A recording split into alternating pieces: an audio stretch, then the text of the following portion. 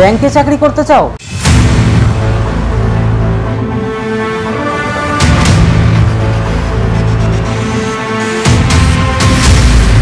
কি করে প্রস্তুতি নিতে হবে সমস্ত কিছু আজকে ভিডিওতে জানতে পারবে। প্রথম থেকে শেষ পর্যন্ত ভিডিওটা দেখো, তাহলে ব্যাংকে চাকরি করার জন্য সঠিক প্রস্তুতি এই ভিডিও থেকে অবশ্যই পাবে। তাহলে চলো শুরু করা যাক। দেখো, ইতিমধ্যে তোমাদের কিন্তু গ্রামীণ ব্যাংকে নিয়োগ 2024-25-এর যে প্রসেসটা শুরু হয়ে গেছে। কেমনটা দেখতে পাচ্ছ যে আগের থেকেও শূন্যপদটা কিন্তু বেড়ে গেল। কত আগে যা ছিল, আগের থেকে 2000 মতন 10,313 শূন্যপদ, কিন্তু মানে অনেকটা পদ।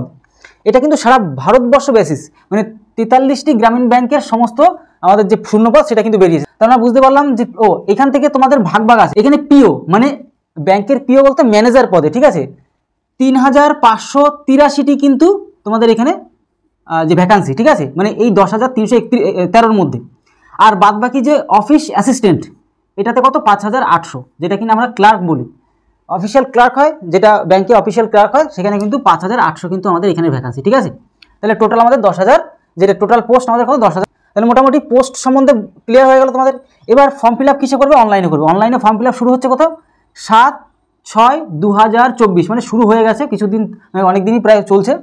লাস্ট ডেটটা অবশ্যই তোমরা জেনে নাও, এখানে লাস্ট ডেটটা হচ্ছে 27/6/2024, মানে এই মাসের আর মোটামুটি কিছুদিনই বাকি আছে। অবশ্যই প্রত্যেকে গিয়ে এখনও ফর্ম ফিল আপটা করে ফেলো, ঠিক আছে, তোমরা যারা যারা ব্যাংকের চাকরি করতে চাও।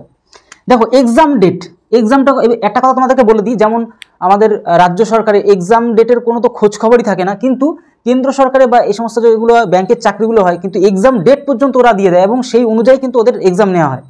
তো এইখানে তোমরা নিশ্চিত হতে পারছো যে এক্সাম ডেটটা কত 3/8/2024 আর 4/8/2024 কিন্তু প্রিলিমিনারি এক্সামটা হয়। প্রিলিমিনারি এক্সাম এক্সাম শুরু, তারপর ধীরে ধীরে একটা দুটো করে যে সমস্ত মেন এক্সাম এগুলো হয়ে যাবে। ফিস কত টাকা লাগবে তোমার এখানে?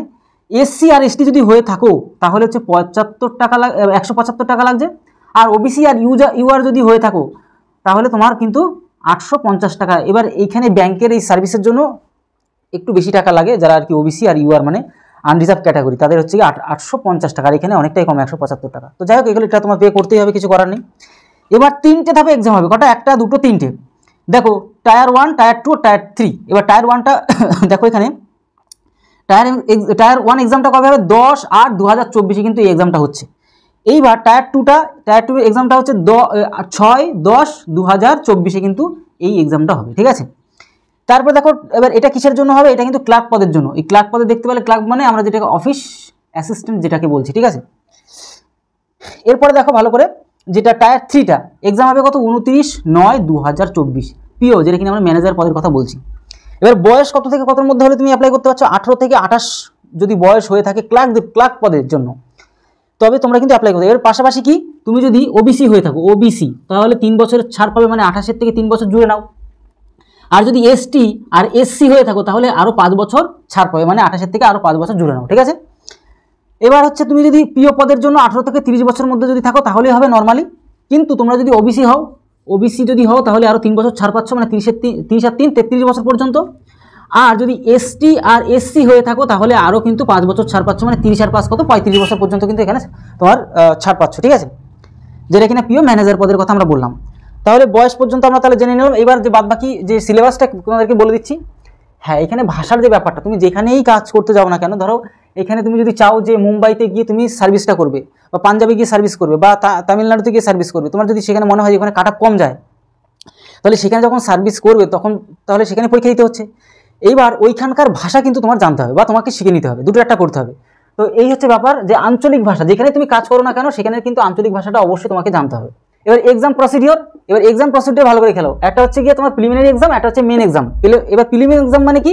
প্রিলিমিনারি এক্সাম মানে প্রথমে পিলিতে শুধু পাস করা, মানে ওইখানে যেমন চাকরির মতন ছেঁকে নেওয়া ব্যাপারটা থাকে না, যেগুলো যারা আর কি পাস করবে তারাই মেন এক্সামে বসতে পারবে, সেটা হচ্ছে প্রিলিমিনারি এক্সাম। সিবিটি মানে হচ্ছে কম্পিউটার বেসড টেস্ট, মানে কম্পিউটারে যে সার্টিফিকেট থাকতে হবে এমন কোনো ব্যাপার নেই, শুধু গিয়ে ওইখানে ক্লিক করে পরীক্ষা দিয়ে চলে আসতে হবে, মানে যেটা সঠিক 4টে অপশনের মধ্যে সেটা ক্লিক করা হচ্ছে মেন কাজ। মানে কম্পিউটার তুমি যে সার্টিফিকেট থাকতে হবে তারপরে তুমি সেখানে গিয়ে এক্সাম দিতে পারো এমন কোনো ব্যাপার না। তাহলে এটা কম্পিউটার বেসড টেক্সট হবে, এখানে অসুবিধা নেই। অঙ্ক থেকে থাকছে কত 40টা প্রশ্ন, 40 নম্বর। রিজনিং থেকে থাকছে পিলিতে, কিন্তু রিজনিং থেকে থাকছে 40টা প্রশ্ন, 40 নম্বর। তাহলে এখানে 80টা প্রশ্ন, 80 নম্বর। নেগেটিভ থাকছে 1/4, মানে 4টে ভুল করলে 1 নম্বর তোমার কিন্তু কাটা যাবে, ঠিক আছে। আর টাইম থাকে 45 মিনিট। তাহলে এই 80টা প্রশ্নের জন্য কিন্তু 45 মিনিট সময় দেওয়া থাকবে। সেটা মেন এক্সাম আমরা চলে আসবো। এটাও সিবিটি এক্সাম হবে, মানে কম্পিউটার বেসড টেস্ট হবে এখানে। এবার এখানে অঙ্কতে থাকছে কত, 40টা প্রশ্ন থাকছে, 50 নম্বর, 40টা প্রশ্নতে কিন্তু 50 নম্বর দিচ্ছে, মানে অঙ্কে বেশি নাম্বার, ঠিক আছে।